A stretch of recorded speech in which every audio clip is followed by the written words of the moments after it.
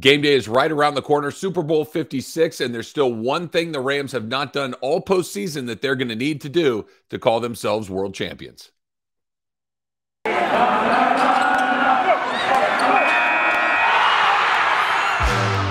are Locked On Rams, your daily Los Angeles Rams podcast. Part of the Locked On Podcast Network, your team every day.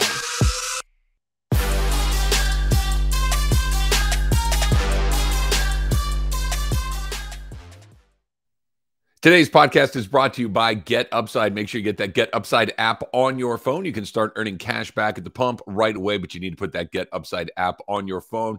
Thanks for making Locked On Rams your first listen every single day, your team every single day. Make sure that you subscribe to the Locked On Rams podcast feed. Let's make sure that you subscribe to the YouTube channel as well. My name is Travis Rogers. I am getting very, very excited for Super Bowl 56 coming up here in just a little bit. I do the Rams pregame show, the halftime show, the postgame show, and I'll be at SoFi Stadium coming up on Sunday, and we'll have everything you need about that game coming up next week as well. So make sure that you check us out.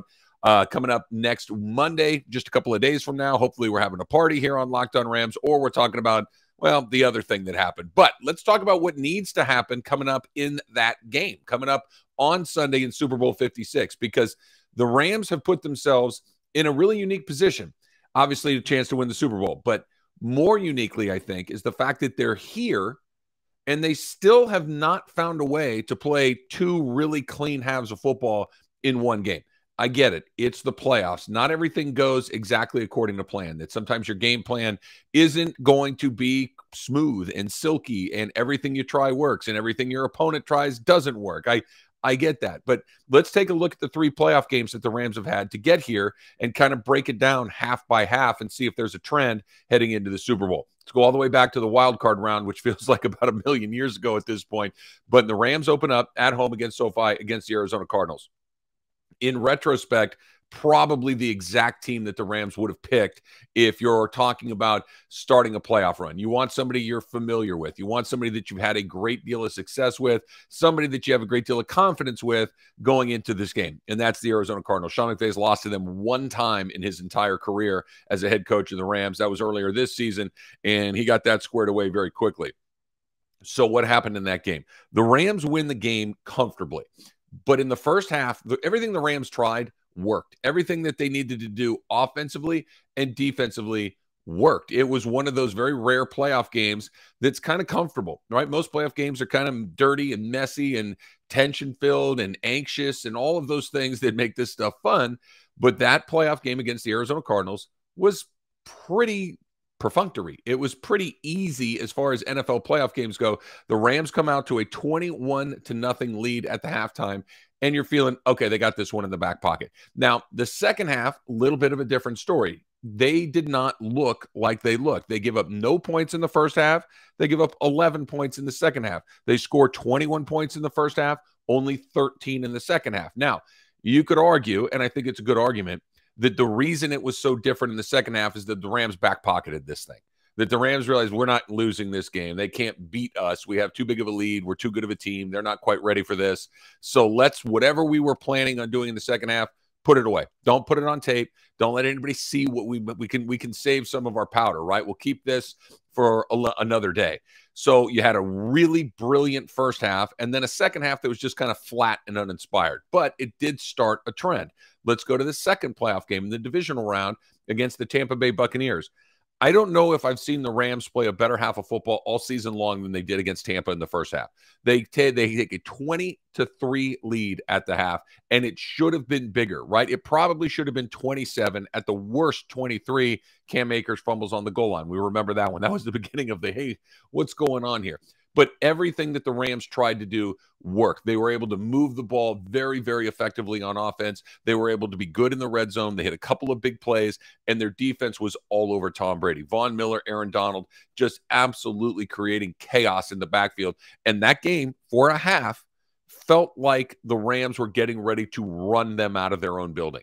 felt like they were going to send the defending champs home with one of those really weird, hey, you remember how Tom Brady's career ended where they lost to the Rams 45-10? It felt like it was headed in one of those directions, that the greatest quarterback of all time's final game in the league came in a 35-point loss. It felt like that's where it was headed. And then the Rams did that thing that they've done a lot this season, and in particular in this postseason. The second half, a totally different story. They lose the second half 24-10. Now, they still win the game 30-27, but we remember what happened. They had to hit the love of the game route to Cooper Kupp, right? The big play down the middle of the field, 43 seconds left, no timeouts. They got to go and drive about 50 yards. They get it done. They kick the field goal. They win the game. And every Rams fan in the world was like, woo, how in the world did we escape with that one? But they did. But it was a really good illustration of one half where everything's cooking and then another half where nothing was quite right. The defense was out of gas. They were on the field almost the entire second half. The offense got a little stale. The offense got a little predictable. They had the turnover bug. Cooper Kupp fumbles. Cam Akers fumbles again. You had that weird snap that goes by Matthew Stafford's head. You lose about 30 yards on that one. You even had a turnover in your own end that you turned around and gave it right back. Just a very sloppy half of football. And the Rams did the thing that almost never happens. They turned it over 1,000,000 times on the road in a playoff game against an elite player in Tom Brady and still won. They got lucky to escape that game the way that they did. Not to win the game, but to escape it the way that they did. So one half, great. Second half, not good. Kind of a little bit further down the road of what we saw in Arizona. Instead of just saying, okay, we'll put it in our back pocket, it was, hey, we can't shoot straight all of a sudden. So that's interesting, right? Let's go to the third playoff game against the San Francisco 49ers in the NFC Championship game. You all remember that one too. Little bit of the opposite, but also the exact same thing. One half of football that just didn't look like much at all, and then a half where, oh, there it is. That's the team that we've been looking for all season long. The first half, the Rams only score 7 points. The Rams can't get anything going. They throw an interception in the red zone, throw an interception at the goal line, and they can't do anything. And it felt unbelievably familiar to what we've seen them do against San Francisco over and over again. The good news is the defense was pretty good, but still gives up 10 points. You go into the half, you're behind 10-7, and it was not your good half of football. Now, the good half showed up later, exactly when they needed it. They do what they do in the second half. They win the game. 13-7 in the second half is what they do, but they end up winning the game altogether. They have the field goals. They have the touchdown in the fourth quarter, 3 scores in the fourth quarter. So what does all of this mean? What it means is that the Rams have been remarkably inconsistent in the playoffs, and yet they still find a way to advance. That usually if you can't put together a full game in the postseason, you're at home watching the postseason. You're at home with the other, well, we have 30 other teams in the league at this point that have not figured out a way to get to this far into the season. The Rams have kind of defied convention and had one half that's been really good and another half that's been far less than the other, and yet they're still alive. So the question is, can you do that again against the Cincinnati Bengals in the Super Bowl? And you know what? Maybe. Right? It does feel like you have a little bit of wiggle room in this game. Not that Cincinnati's not a good team. We've spent a lot of time on this. I think Joe Burrow and Jamar Chase remind me a lot of Jerry Rice and Joe Montana a million years ago. Kind of guys that just win. They just show up and they win things, and there's a connection, and it just works right out of the gate. They remind me a lot of those guys. But I also feel that this is not a team, Cincinnati we're talking about, that's going to go out and score 35, 42 points. That's just every time you make a mistake, they're going to punch it in and make you pay for it. I think that there's something a little bit less than that. I think that they're going to be more methodical. They're going to kick more field goals. They're not nearly as explosive as, for instance, maybe the Tampa Bay Buccaneers are with a guy like Tom Brady, with a guy like Mike Evans.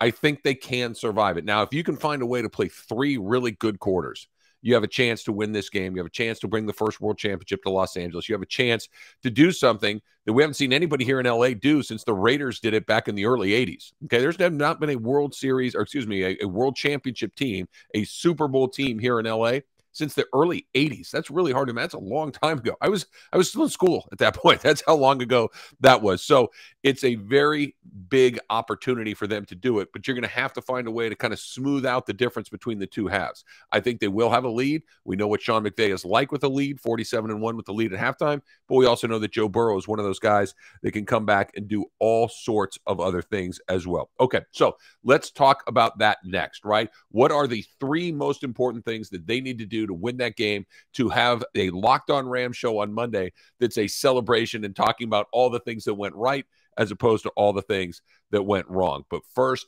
Get Upside. It's here in LA. The game is here in LA. I'm here in LA. There's a pretty good chance you are in LA. Make sure that you put the Get Upside app on your phone, right? All the Rams fans out there, everybody that's listening. Maybe you're a sneaky Bengals fan who's trying to get a little information on your opponent this week. Put the Get Upside app on your phone as well. Enter the promo code TOUCHDOWN, and you're going to get 25 cents per gallon or more on your first fill-up cash back. You don't have to pay full price at the pump anymore. You get the cash back using the Get Upside app. Just download it for free and use the promo code TOUCHDOWN, and they're going to give you 25 cents per gallon or more on your first tank. So if you drive a lot, and there's a very good chance that you do, because most of us do, and certainly here in Southern California you do, you can make up to $200 or $300 a year in cash back. No catch. Cashback app gets added right to your account. You can put it in your bank account. You can put it on PayPal. You can put it on gift cards, Amazon, however you want to do it. But you got to put the app on your phone first, right? Get Upside. Use the promo code TOUCHDOWN, and you're going to get 25 cents per gallon or more cash back on your first tank. Don't forget the promo code TOUCHDOWN.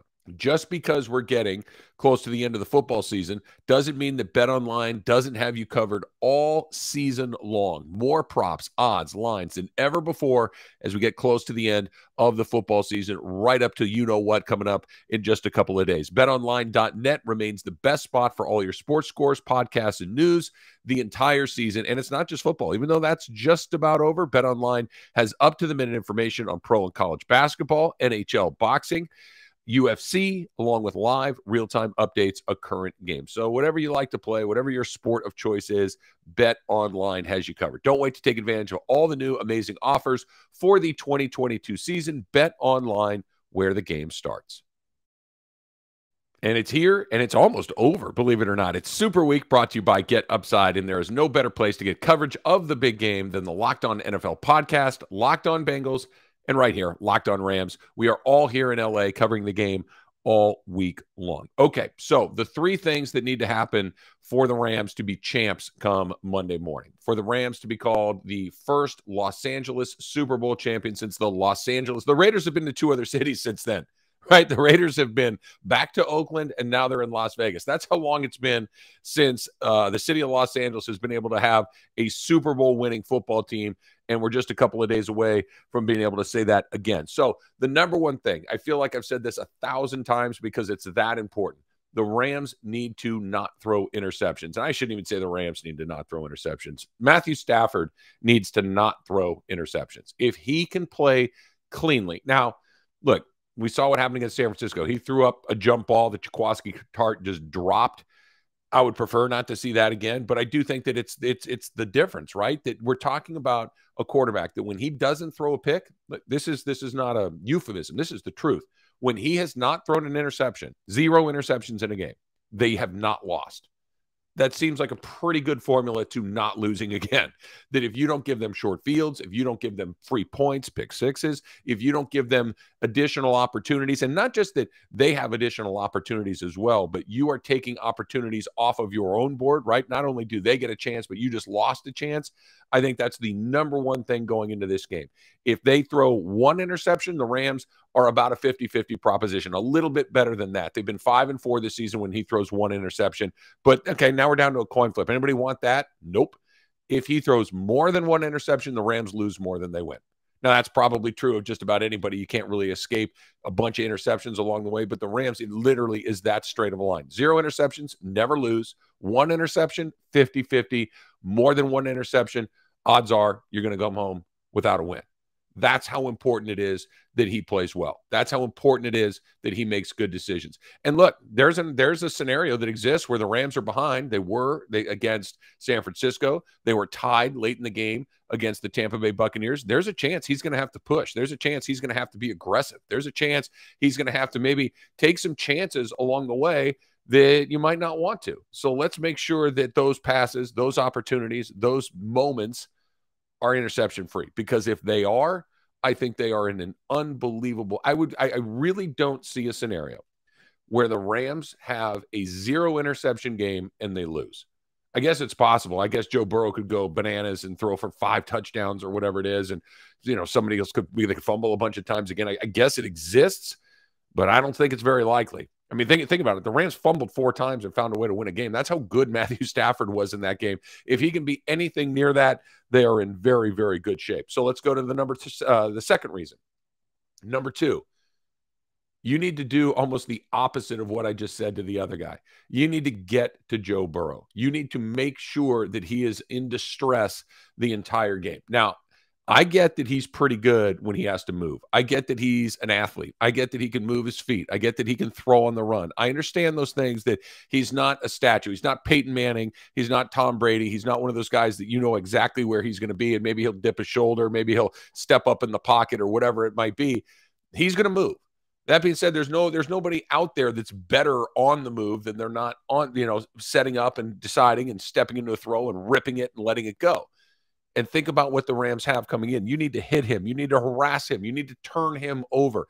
What the Tennessee Titans were able to do was sack him 9 times. What they were not able to do was get the ball out. What they were not able to do was rattle him to the point where he's seeing ghosts, where he's deciding, I don't want to deal with this again. I'm getting rid of this, taking some bad throws, making bad decisions, pushing the ball down the field maybe a little bit earlier than he's supposed to, and that leads to interceptions. We know how those things work. If they get back there, and they almost certainly will, we're talking Aaron Donald, we're talking Von Miller, we're talking Leonard Floyd, we're talking all of these guys that have unbelievable abilities to get to the quarterback.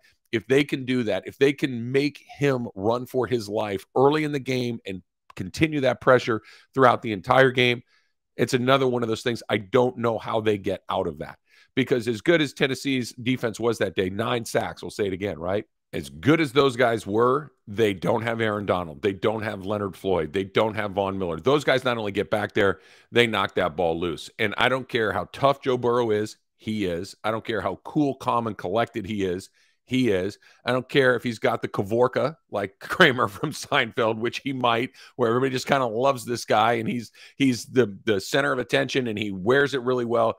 If you keep getting hit in the face by Aaron Donald, eventually you're going to decide, I don't want to get hit in the face by Aaron Donald. I don't know about you. That doesn't sound like a lot of fun. And if my other option is get hit in the face by Von Miller, no, thank you. If the other option after that is Leonard Floyd coming off the edge at 100 miles an hour to try to take me out, I don't love that either. So I think that's the second most thing. Number 1, Matthew Stafford, no interceptions. Number 2, make Joe Burrow uncomfortable. I don't know if you have to turn him over 10 times like they did against Tennessee, but I think if you get back there, I think if you make him get rid of the ball a little more quickly, I think if you make him worry about his own personal safety, I think that's an unbelievable advantage that the Rams have. That would be number 2. And number 3, and this may be the most difficult thing, and this may be where Sean McVay has struggled the most in his head coaching career, that balance between being aggressive without being reckless. It's a really narrow little lane, right? You want to push, you want to do what you do, you get a lead or whatever it might be, continue to try to put points on the board, continue to try to grow that lead, continue to try to snuff them out. Don't let them have an opportunity, while at the same time saying, hey, listen, we do have a lead. Let's not do anything reckless. Let's not turn it over. How do you play? How do you continue to be aggressive without giving your opponent a lot of opportunities? That's a very narrow area for Sean McVay to try to live in. I really do think that there's going to be a point in this game where the Rams have a 10-point lead, maybe a 13-point lead. I think that feels like this is a game. I think that the Bengals are probably even comfortable with that at one point or another. They'd probably choose not to live in that area, right? Who wouldn't? I mean, everybody would rather play with a lead, I would assume. But if they're down 10, 13, maybe even 14 points, I think the Bengals are okay. We saw it. They were down 21-3 in Kansas City against arguably the best team in that half of the draw, and they won the game. So they're not intimidated by the fact of being behind. So Sean McVay needs to continue to score points, continue to try to put things on the board. Let's go back to that AFC Championship game. I think it's a good example of what the Chiefs were trying to do that the Rams need to avoid. Towards the end of the first half, the Chiefs in the red zone try to run one more play to get a touchdown opportunity right before the half to really honestly probably put the game away for good, because instead of it being 21-3, it's 28-3, right? But it doesn't go like that. They run a play and the clock expires. They don't even get a chance to kick the field goal, to take the 3 extra points. That's what I'm talking about. If it's not there, that scenario, right? Let's say there's 10 seconds left. You got a chance to take a shot in the end zone. Let's make let's be aggressive. Let's try to get that extra touchdown. Let's try to put extend the lead. but not at the expense of not taking the 3 points that you have in your back pocket. Make sure that that field goal still has enough time. Make sure that that's either a touchdown or an incomplete pass. The clock stops. Run McVay out there, hit a little chippy, put 3 more on the board.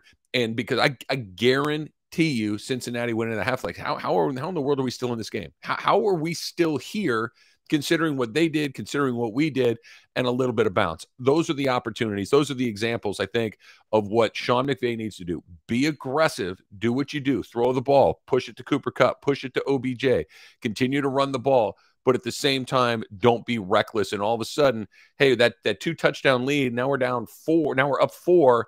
And we didn't even do anything. We just sat on the ball a little bit. We didn't try to push, or you threw an interception, or you had a pick 6, or you had a special teams gaffe, or whatever it might be.